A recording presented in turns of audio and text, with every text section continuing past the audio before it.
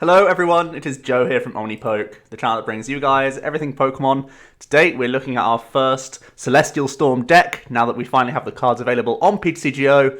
We're going to kick it off with Stakataka Naganadel, Beast Box, Metal Box, Stacker, Naga, whatever you want to call this. One of the most hyped decks from this set. I believe it is potentially very powerful, just on type coverage alone, being able to beat Buzzwole Lycanroc fairly consistently is a big driving factor for this deck. In my opinion, think of this as a Malamar deck, which is way less susceptible to Garbodor and way less susceptible to Parallel City. So from that baseline, just having a good Buzzwole and less worried about Garb and Parallel just already makes me think that this is a reasonably high tier deck. So from that starting point, as long as we can work the Zoroark and make it reasonable, I think this has a very good chance of being a good deck, even for Worlds. So let's jump into it. I'll start off with the Pokemon, the trainers, the energy, and then we'll go over other cards that we could potentially be playing, and then we'll be jumping into some games with the new ladder, so who knows what we're going to face on there. So we'll kick off with the Naganadel line. It's a thin line of Naganadels. We do have the 70 hit point Poipole. It can poison stuff, doesn't really do too much, really. But that 70 hit points does get even higher with the Stakataka reduction. So we've already seen that Buzzwole, Lycanroc, they can hit 70 turn 1 with Diancie Strong or Diancie Beast. So hopefully these Stakatakas can protect the Poipoles in that matchup. That's one of the driving forces why we have such a good matchup, is that they don't take these early one-punch attachment prizes like they do with other decks. So they're already not as ahead on tempo as they would be against other decks. From there, we're going to play 2 copies of Naganadel GX. We've tried to make it work before, but now we have a few extra Ultra Beasts that we just love putting onto the bench as soon as possible. So it's Beast Raid attack, the main attack we use here. For that Colorless Energy, does 20 times the number of Ultra Beasts in play that you have. So we're going to try and combine this with other Poipoles, Stakatakas, Baby Celesteela, and Dusk main Necrozmas as well to fulfill that cost. Looking to get into that 2-shot range, we do have Beast Energy and we have Choice Band to try and make sure we are doing 2 shots more consistently, even if we do happen to have a Lele or an Oranguru on our board, the only 2 non-Ultra Beast cards we have in the deck. So really looking to get cheap, efficient damage with this guy. 210 hit points isn't the end of the story because we also have that reduction from Stakataka, pushing us out of the golden number of 210, which everyone tries to hit. And we are playing Max Potions in here as well, so hopefully our 2-shotting approach is going to be very effective here because the opponent is going to only ever be 2-shotting us back, and we're only attaching 1 energy each time we're attacking. So very efficient attacker. The reason why I'm not playing more of this is because I think they are so tanky, and they're only really an early game play, in my opinion, unless you're against Buzzwole, in which case you try and cycle them with Super Rods and stuff. That you only need a 3-2 line because we're already playing 4 Ultra Ball, 4 Ultra Space. You're more than likely going to find them in the matchups that you need them. And to be honest, against Zoroark, they're really not the most useful card, other than just taking early game prizes on Zaruas, Rockruffs, stuff like that, Slugmas. It's not that efficient because of the reduction that Zoroark has. Sometimes you're not getting 2-hit KOs, especially if they're putting parallels down against you. From my own experience, when you're facing Zoroark players, you're just pretending to be a Turbo Metal deck that we've seen in the past. That's basically what we're trying to do. So we don't want to have a thicker Naganadel line. I think a 3-2 is sufficient for the purpose of this deck. From there, let's look at the new Stakataka-GX. Why are we revisiting this archetype? Well, Stakataka, 180 hit point Ultra Beast Pokemon. Of course, the tag is very important. Gives us that buff from Naganadel's attack. Ultra Ball is the ability. Your Ultra Beasts take 10 less damage from your opponent's attacks after applying weakness and resistance. It would be much better if it was before, because then we could sometimes tank hits from like Mew EXs and stuff, but now that's not the case. The Ultra Ball already means that we pretty much auto-win Spread, which is excellent news, because Spread gains Shrine of Memories in this set, so there's that question mark for Worlds, whether or not Spread is going to be good or not. So already just inherently being like, lol, Spread, I don't care. I'll put 2 stackers on my board and be happy. That's already just a great starting point. As I said, Ultra Ball getting 2 stackers down, or 1 stacker down, means that they need to hit a Beast Energy turn 1 if they're going to swing with a Baby Buzzwole against you or a Buzzwole GX to KO a Poipole. If we have 2 in play, even the Beast Energy is out of range. So already just securing 1 on that board is already doing so much for you in the early game against Buzzwole exactly. but just having them on the board no matter what is always good, because you're just forcing more cards from the opponent. You're negating these Diancies, these strong energies, these choice bands eventually. Like, you're negating these buffs that people play in their deck to hit the magic numbers. So really is nice for the tankability of all of your cards in this deck, including itself, which is great because he is, of course, himself an Ultra Beast, so it works on him. And of course it's stackable, so we are playing 3 in the list. I've had 4 in here before. It feels like it does sort of clunk, to be honest. I think 3 is sufficient. There will be tiny instances where the 4th stacker will keep you alive, but I think it's very niche because your board alone won't support that a lot of the time, because we want to have things like the baby Celesteela being dropped onto the board on the perfect turn. So I don't think it's worth it, but yeah. Fire weakness is pretty good right now. Not too much relevant fire stuff. Resistance to Psychic is also very good with Bayonet coming out and Garbodor around, so you're already fairly resistant to the Crash Avalanche when you have this reduction and the Psychic resistance, so you do cover Naganadel's weakness quite nicely, because Naganadel is weak to Psychic. And it has 2 attacks. Gigaton Stomp does for Metal colorless 120 damage. You may think this is just a 2-hit KO attack the whole time, but with Choice Band and the 1 of Beast Energy, you can actually reach 180, which is definitely notable. Alongside Beast Rings, it's actually more reasonable than you'd think. And Assembly GX is a great option for you. It does 50 plus 50 more damage for each prize card you have taken for, again, that metal colorless cost. So again, essentially what we're trying to do is we're just waiting around, doing these pokes with Naganadel, trying to find these max potions, get as much value out of that as possible. As soon as those 2 prizes get taken, we just try and activate our Beast Rings on that turn. We're playing a full 4 copies of Beast Ring, putting them onto Stakatakas, putting them onto Dusk main Necrozmas. That's what we're all about in this deck. So this 3 energy attack cost is going to be really good for you, and whilst you're doing that, attacking with Naganadel, you have free attachments to do on things like this Stakataka in the background. So it's a pretty efficient attacker as well when you consider Beast Ring in the deck. So it is a very decent card. From there, we are going to play 2 other GX Ultra Beasts. The Dusk main Necrozma-GX, 190 hit points, again with that reduction of damage makes it even tankier. 3 attacks. Basically, as soon as you hit your Beast Rings, you're looking to find this guy off Ultra Space and getting them all onto him, because he hits like a truck, as we've always seen. Claw Slash does 60 for 3 colorless, but then Meteor Tempest does for 3 metal and a colorless 220, discarding 3 from himself. And Sun's Eclipse GX does 250, and you can only use this if you have more prize cards left than your opponent. But again, that's fine. If you're just using Naganadel to put pressure on the board, it's fine if you go behind, because you can then burst into Sun's Eclipse KO, into Meteor Tempest KO, and you completely swung that board. So really, really powerful attacker, very important for the Zoroark matchup. I think this is also a very good card for you. So Duskmane going to be played in 2 counts. I think it's important enough. Another new card from the set is this Celesteela. Another reason why this deck can be so efficient and allow you to play these high energy attack cost cards is because we have the Naganadel and this, which functions off of 1 very nicely. 140 hit points on a non-GX is already a pain without the Stakataka reduction, which I always have to mention. But Moonraker is the attack. Ignore the cost, you're not going to Beast Ring to this twice and attach to it. But what you are trying to do here is, if you and your opponent have 6 prize cards remaining combined, so if you have 3, they have 3. If you have 2, they have 4, etc.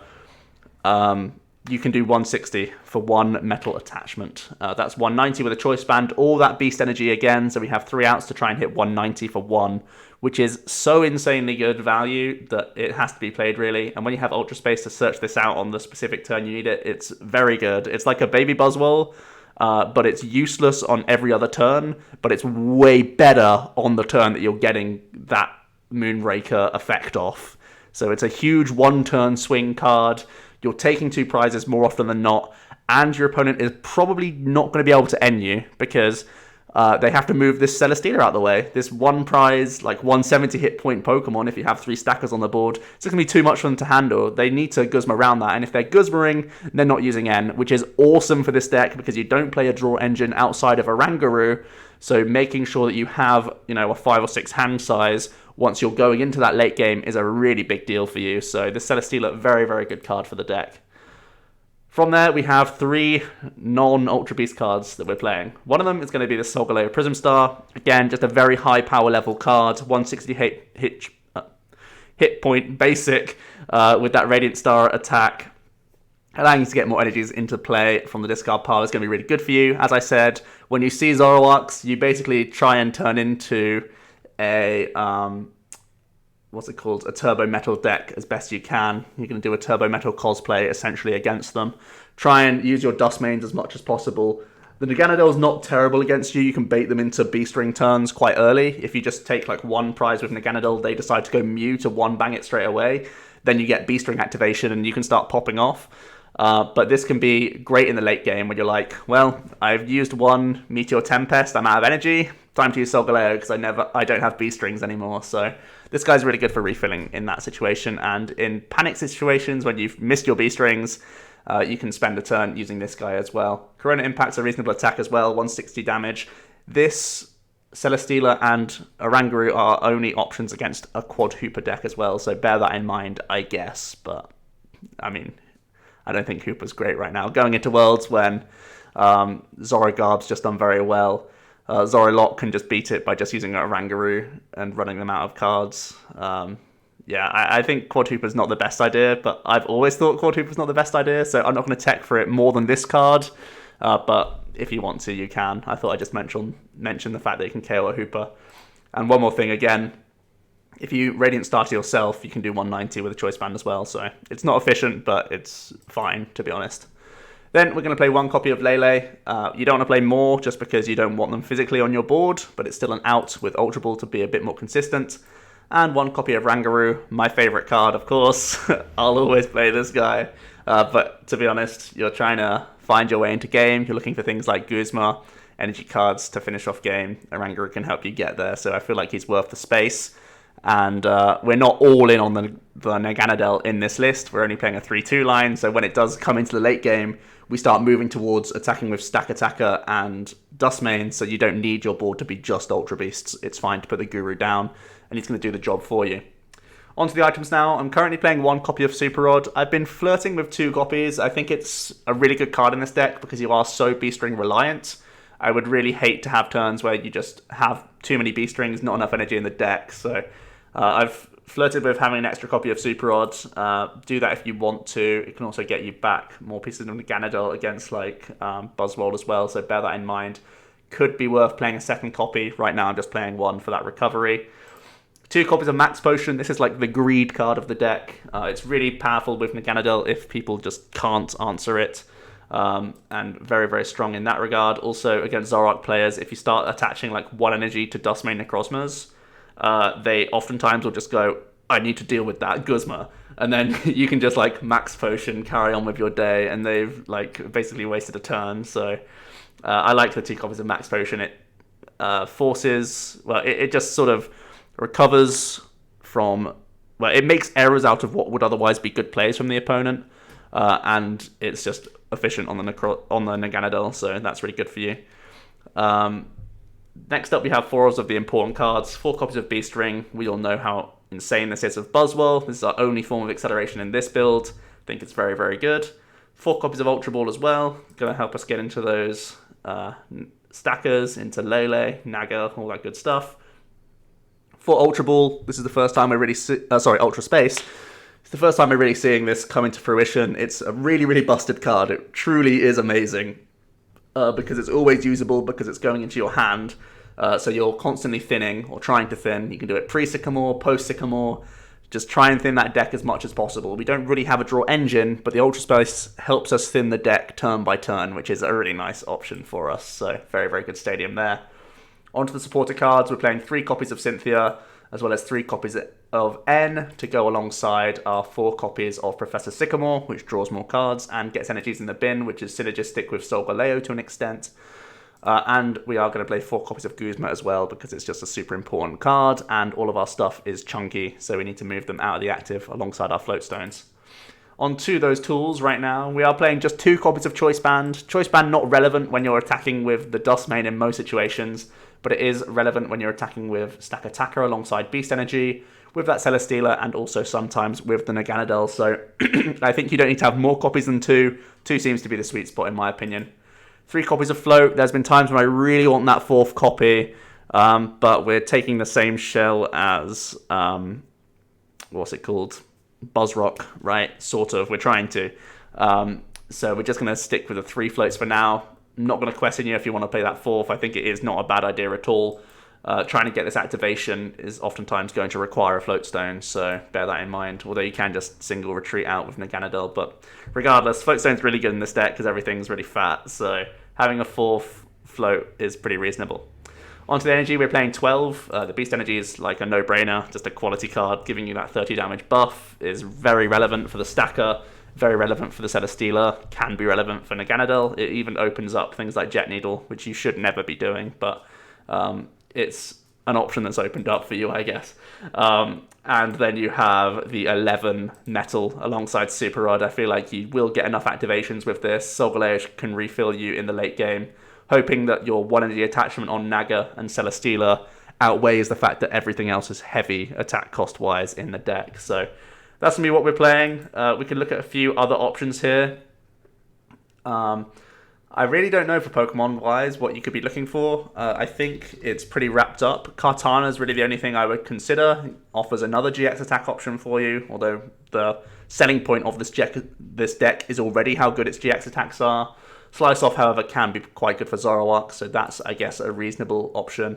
I think trying to make space for a 4th Stakataka sometimes can be good, but I don't see that being a huge deal. As I said, Super Rod could be another very good option in this deck. I don't see many other supporters being that viable. To be honest, I think this list is pretty clean. You can think about moving around with counts, trying to put in 2nd Super Rod, 2nd Float Stone. I've had those in there before. I've tried the deck without Choice Band. It's felt fine. But then you have to cut the Celesteela, and that can be tempo-wise a little bit awkward for you. So I'm not really sure what you want to do to make this list better, so I can't give you many options because I think it's so straightforward in its game plan that you just want to max out the copies of the cards that you're trying to do a lot with, you know?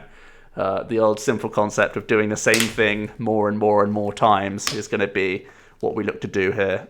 You can see on the strength of the deck, tanking thanks to Stakataka. 1-hit KOs only really in the late game if you're using that GX attack with Stacker, or if you fall behind with the, what's his name, Duskmane. And for weaknesses, the lack of draw engine is awkward for you, and that reliance on Beast Ring. If you happen to get taken down to 4 prizes against a deck and you can't hit any Beast Rings on that turn, it always feels really bad for you. So it is a bit of an RNG fiesta on that turn when you're trying to just go, okay, I'm at 4, attach, Sycamore, Beast Ring, sick, we won. If you only hit 1 Beast Ring, things get a little sticky. If you hit none, you're in a real bad spot. So that's just something to bear in mind with this deck. We open with Guru, Float Stone, Ultra Ball. Not a bad hand at all. Let's see what we're up against. Could be anything on the ladder at the moment. Everyone's experimenting with the new shenanigans, so we'll see. We'll see.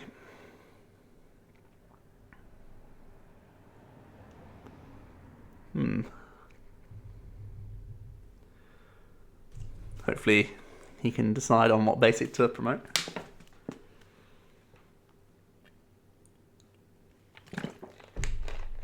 While I take a swig of water. Guardy. Well, this could be pretty good. Whoops. Everyone will play Ray at Worlds. Got ya. That's another good thing about the stack in Naganadel. It's just honest, good typing. We'll catch the over-predictors of this world and punish them. Oh boy, the Talonflame lead. This guy's broken. Got the Choice Band. He's done well. I'll take it all back. He's figured it all out.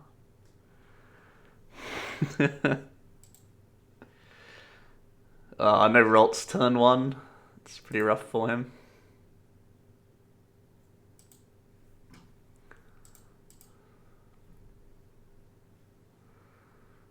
Let's grab ourselves Poipole.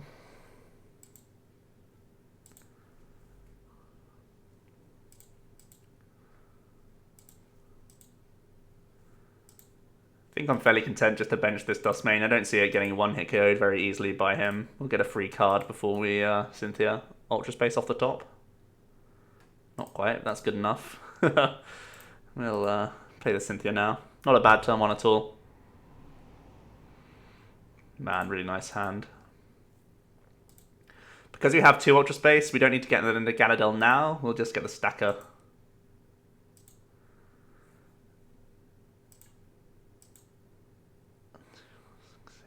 The poison ticks aren't going to help us too much, but to play around Field Blower, I guess we'll get the poison in. Feels reasonable. His Aero Blitz is only doing 20. Tanky Poipole. Are they able to bridge it before they Aero Blitz here? No, they can Guzma. Stalling Guzma plays. It's times like this when you really want to have that 4th Float Stone just for security purposes.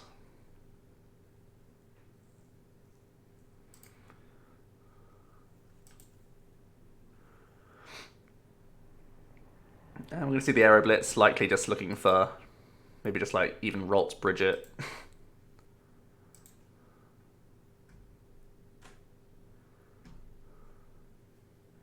Wait, this poison tick will matter. What was I talking about earlier? Saying it wasn't going to matter. Of course it will.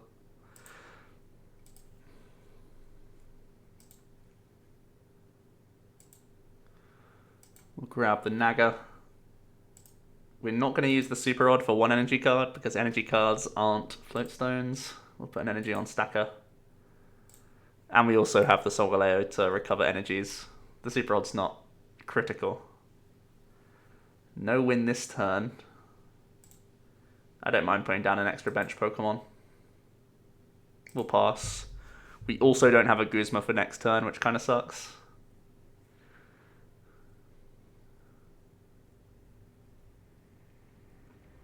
But we're getting very well set up against them, right?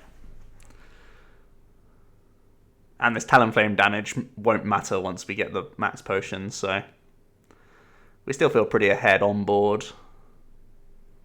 Parallel makes us a little less ahead on board. We'll just get rid of these 2.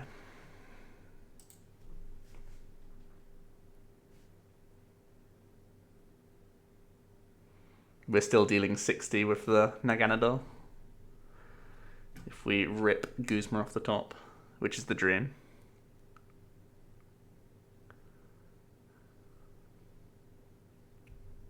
We're going to end away the Aero Blitz every time.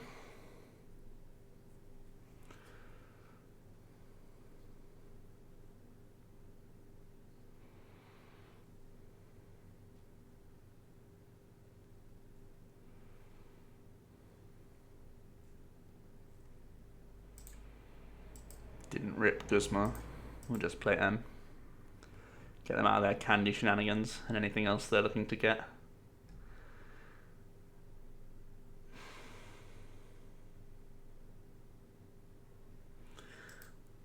We could Max Potion now or try and milk 1 more turn of value.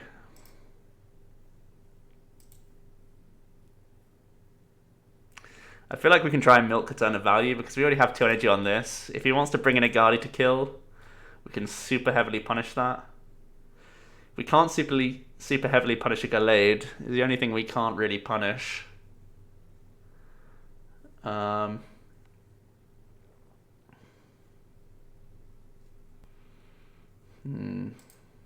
would like to punish a Gallade.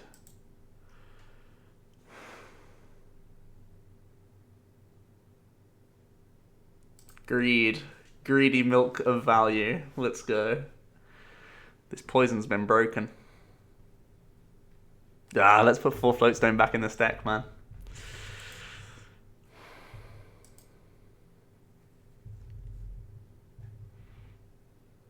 We're always happy to see a Guardy here. We're just not happy to see a Gallade. Gully is fine.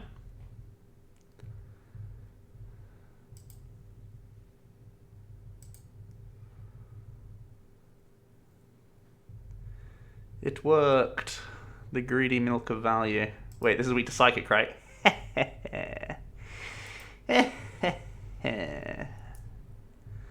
Well, looky here.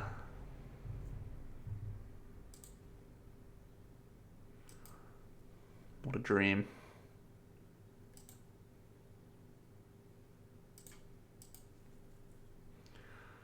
Not going to commit more energy to the stacker. I think it's fine to attach to the Dusk. And we'll Beast Raid it up.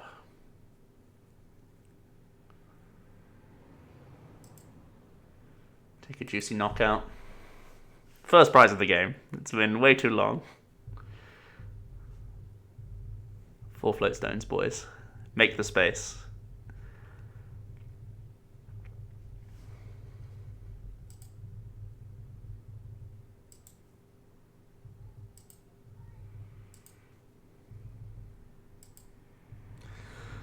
Candy into Guardia is absolute heaven here. If it's Candy Gallade, there's a this is never a problem. How do they win?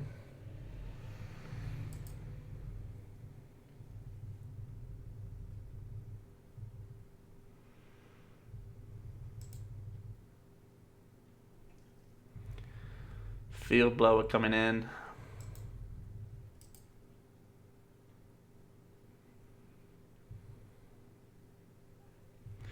We really want to find ourselves a stadium here.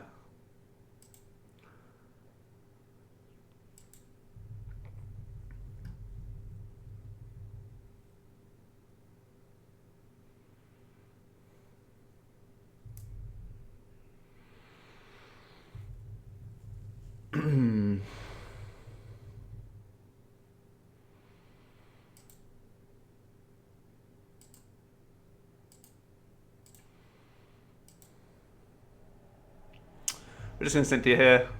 Hope to hit stadium. Never looky.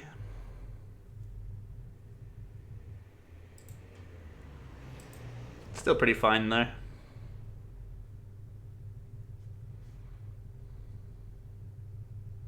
They're in the spot where they can't really do much with their guardies.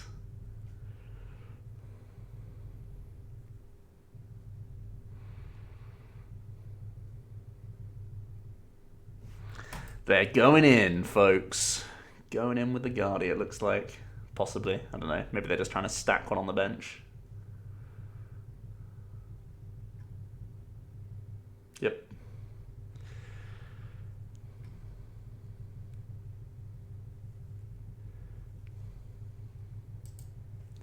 Energy on Max Potion off the top is broken.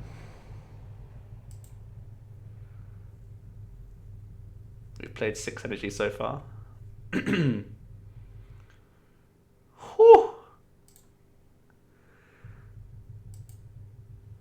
Easiest.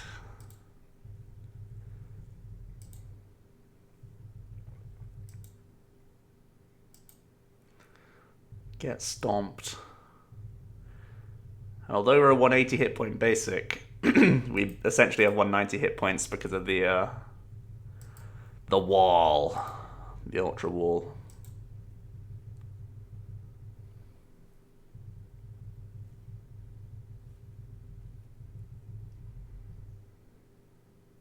So you'd have Spring DC Choice Band.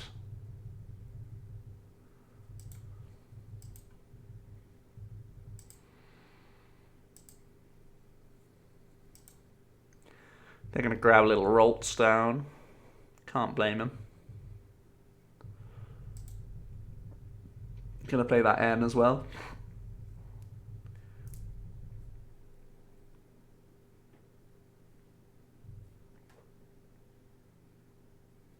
Oh man. Things are going south.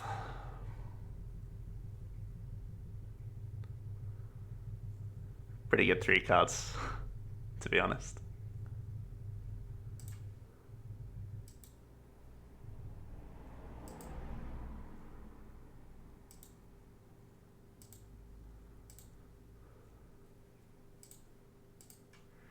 Can even squeeze a draw out of this turn.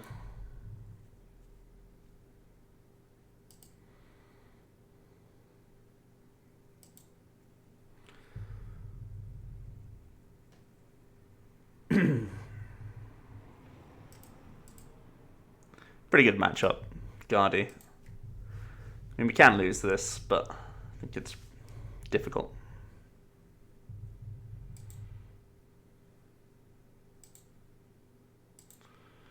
Another rare candy coming in. Their last stand is with a Gallade.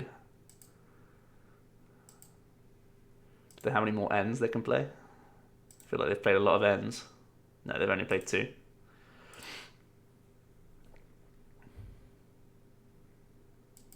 Oh, but they don't have an end anyway.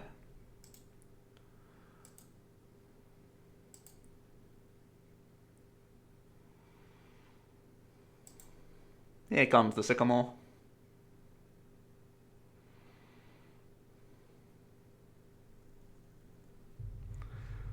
Man, Paradise was stuck all game. And we've still done pretty well out of it. I mean, it is Guardy, so...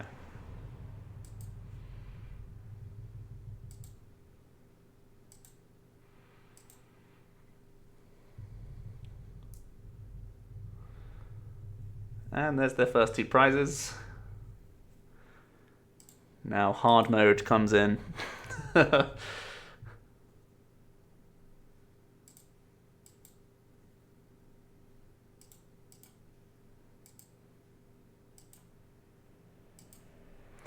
Yeah.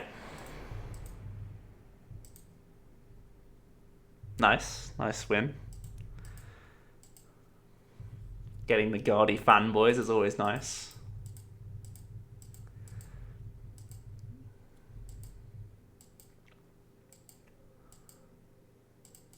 Eventually we'll get going. Here we go.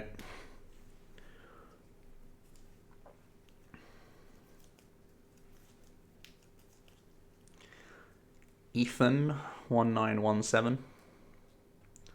Also, I think this has a pretty reasonable Rayquaza matchup again, just because you can try and go for like a 2-shot against the first Ray while they take a 1-hit KO against your first one. And you can do like your Beast Ring pop-offs and just start replying with big hit point basics. Feels reliant on your Beast Rings, sure, but have a pretty awkward turn 1 hand here. No draw supporter. But we have run at Ultra Space, so we can at the very least try and get out some attackers. Looks like we're up against Ultra Squids. We don't need many Ultra Beasts on the board in order to KO Inkay. So we'll go Poipole. I'll attach to Poipole. And I think we'll chill with this hand. Possibly this.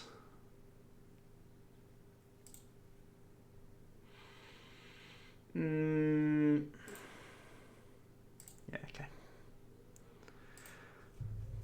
Obviously we're a little worried about Dawnwings.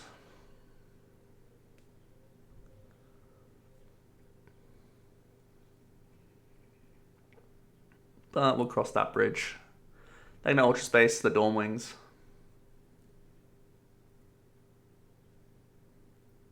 Parallel's fine. Choice Band onto the Ultra. No attachments is really, really good for us. And we top decked an Ultra Beast, so we can actually carry this Inkay.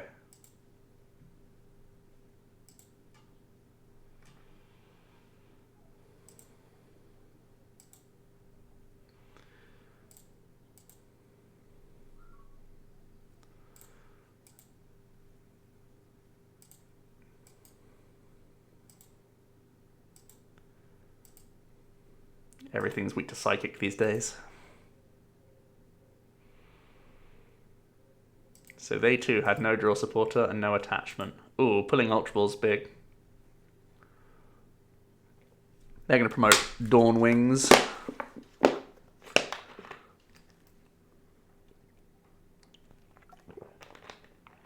Stalling Guzma. Wow, second time today. Feeding us an extra Inkay.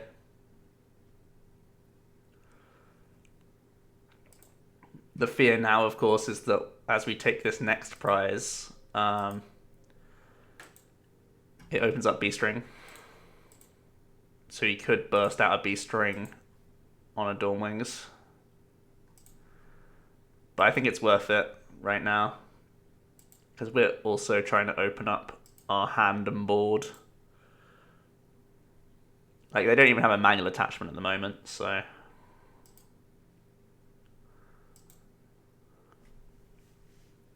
We can pop off next turn with a Ultra Ball, grab Lele, try and hit Beast Rings of our own, if they have a big response turn. If they don't, we just win. Yeah, okay. They ain't doing much here.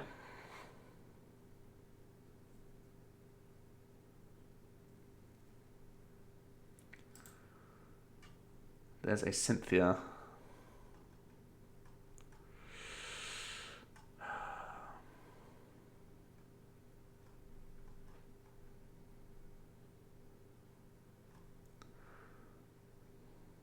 I feel like Leleing for Guzma's fine. Just more pressure this way. I'm actually going to take a card out of the deck that I don't want rather than evolve into Naganadel. I may still... Actually, no, this is fine. Would I rather keep the Max Potion in hand or the attachment? Yeah, we want the attachment, right? Let's get rid of this. That's why Ultra Space is so cool. Extra thinning. Gives us a free attachment this turn, even though we're using a Guzma. To keep up with the tempo. Push that tempo. Getting 110 on this guy is going to be nice.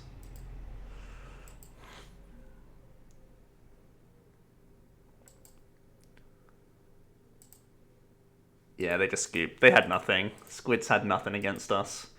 We always do have to be concerned about that, Naganadel. It was only in the exact situation that we were in. Also, the fact that we had a fairly dead hand meant that we had to try and be aggressive to take prizes to draw out of our dead hand, which we did. That we went for that line. But you're hoping to get big Beast Ring value. That's pretty much the plan in every matchup, but to beat something that can also one-hit KO you all the time, I think Naganadel stopping them, getting their Malamars down is a big deal. To then get you into the Beast Ring activation. I don't know, Squids may not be the easiest matchup though.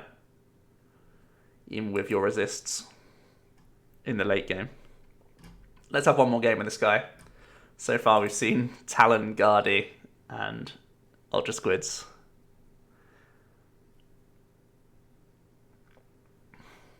But the fact that we have reasonable answers to most decks is always a good indicator that our list is powerful.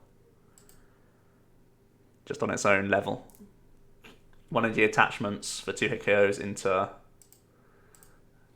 big bopping mid to late game. It's good. Another dead hand though.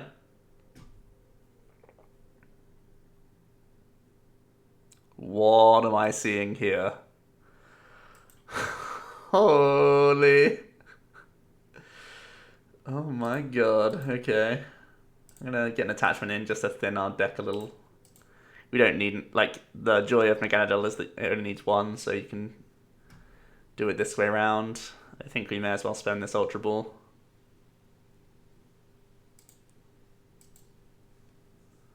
I think I want to keep Super Rod around. It's just a really good card to have.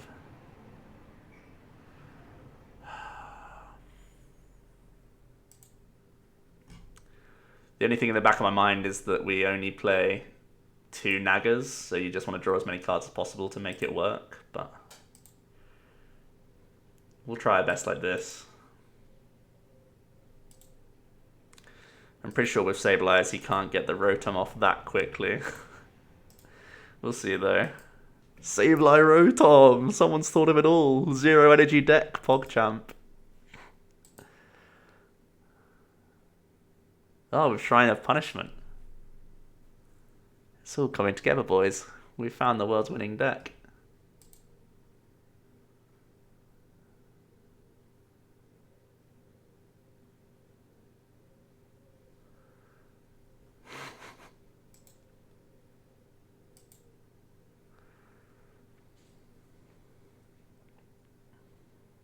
Is it a tool? Is it a tool? No, it's not a tool. Feels bad.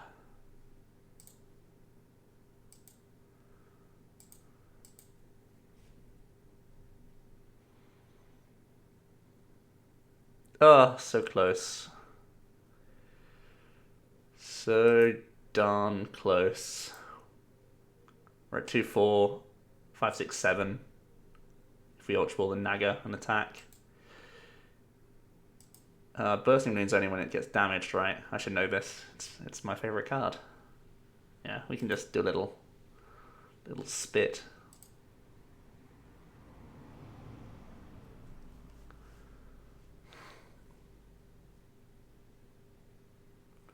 Shrine coming in, giving us some punishment. Obviously got to be careful of this Rotom. Why would you play Wishful Baton? I thought this was a no energy list. Hello? Oh man, he has Psychic Fire in his deck. No. No.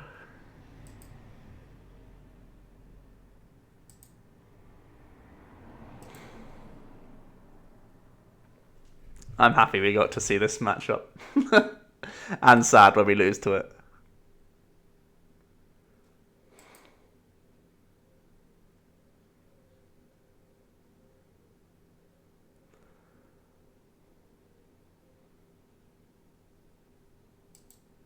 Uh-oh. 5 tools? Wait, why would he promote this one? This one's so important to him. Is he baiting us, guys? Do you think it's a bait?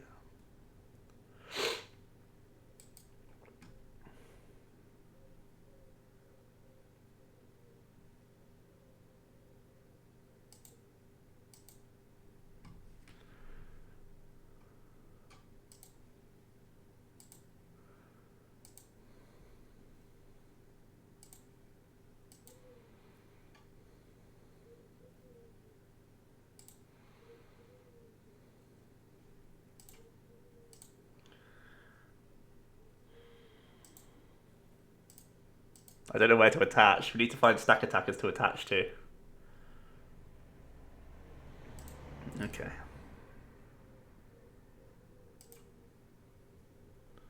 Stakatiddly-taka.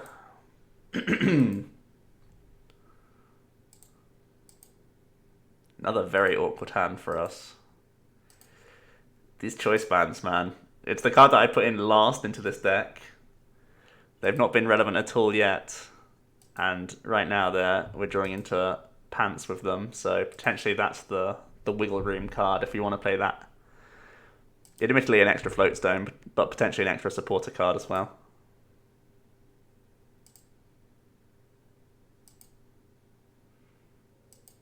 I need that card. Give me that. Give me that Weakness Policy. Right, he's made his quota. No, he hasn't. What am I talking about? He's 1 away. Did he get it with Sableye?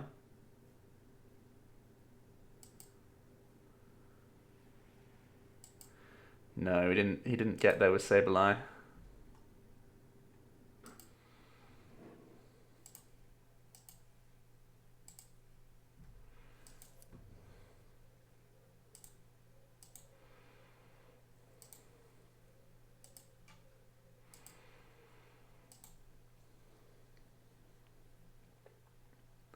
Now he's ready to go.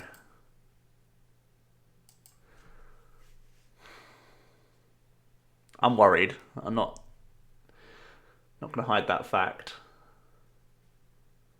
He plays Fire and Psychic. And we're an all 2-prize deck, pretty much.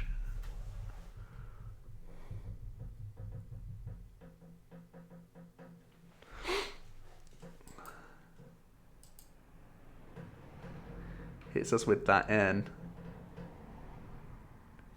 Can he draw into Psychic Rotom? I imagine he plays a lot of Psychic Rotom because it's probably the most valuable one he can play. You can do a lot with Frost Crush. You can do 90. Ah, here comes the Psychic Boy. Does he have another Escape Board or Float Stone? Can't believe what I'm commentating right now. Nope. He doesn't have it. I want to establish Guru. It's very good to establish Guru.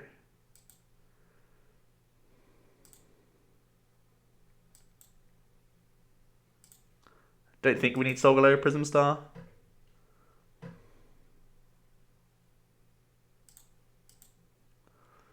Let's try and thin this deck.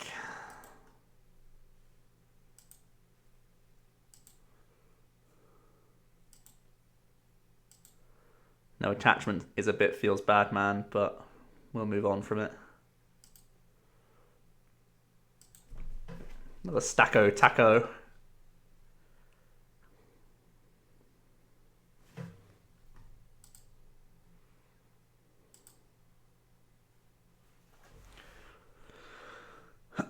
They just go straight in for the Plasma Slice for 220 with the reductions. I'm hoping these reductions mean that his Fire Rotom can't one-bang us.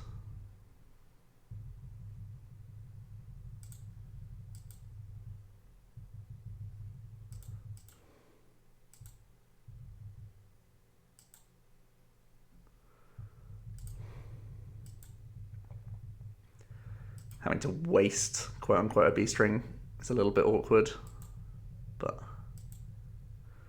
not getting the full value, but it's still good value, I'd say.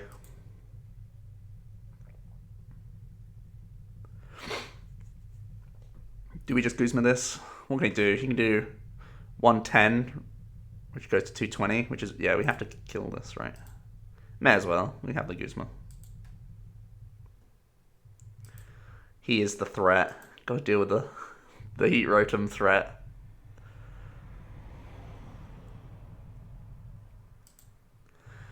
Someone's using their noggin though, thinking about the Sableye combo. The Celesteela hasn't come off once in all 3 games yet, but they've all been super weird matchups. So I wouldn't take it to heart. Also, the debate around the Celesteela not coming off is the fact that oh man, can you retreat this? Oh, the combo. Broken. Look at this.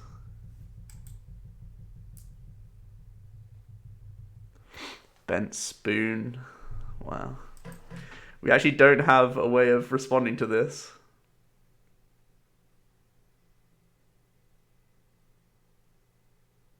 Oh, it's broken. We're going to lose to this. Da-da. Da-da. I found the deck's weakness. Oh no. Whew.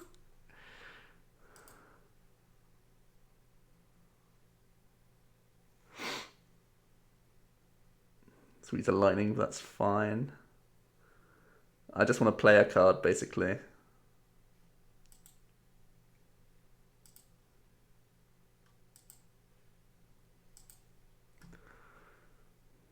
Thin the deck of all the useless Pokemon.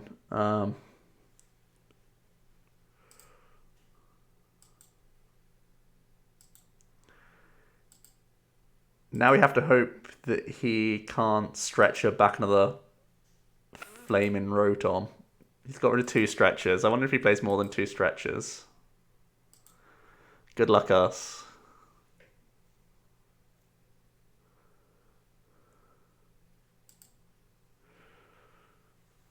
Guys, I'm worried. Oh, he promoted a different Rotom.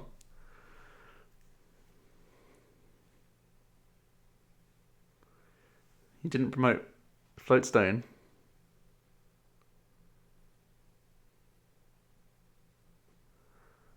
No energy Rotom with Shrine, boys. That is poggers. Okay, he's stalling.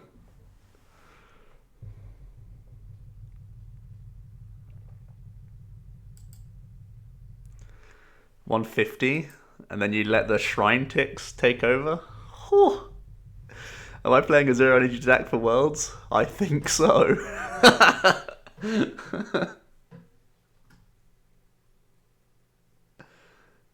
Oh, if only he played more Fire Rotom.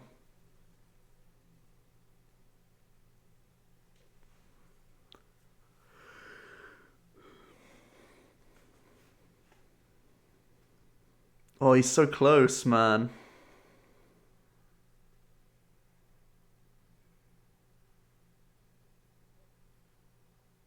Wait, would he have won if he had gusted my other guy? No, he would have been 10 off anyway. Phew! Let's assemble this death right here. Well, I'm going away and building a zero energy Rotom deck. But yeah, 3 wins for Stakanaga. It dead drew a decent chunk of times there, but the efficiency of the attacks and the constant threat of Beast Rings got us through, so although we are sometimes playing a little on the edge, we were able to tempo out a lot of the time and overcome the adversity that was those 3 very random decks on the ladder. So yeah, that's going to be it for Stakataka Naganadel. Jack's in charge of Stakataka Celesteela, which may be a bit more of a streamlined list because it's playing elixirs to thin the deck. It's not playing a stage 1, it's playing all basics. Potentially that'll be a little bit more fluid and potentially more powerful as well because you don't have to put a board full of Ultra Beast down. You have the full reign of having more Lele's, potentially other draw engine cards in there as well. So that's all to come. But for now, guys, hope you did enjoy this video. Back on PTCGO at last. And I'll see you guys in another video. Cheers.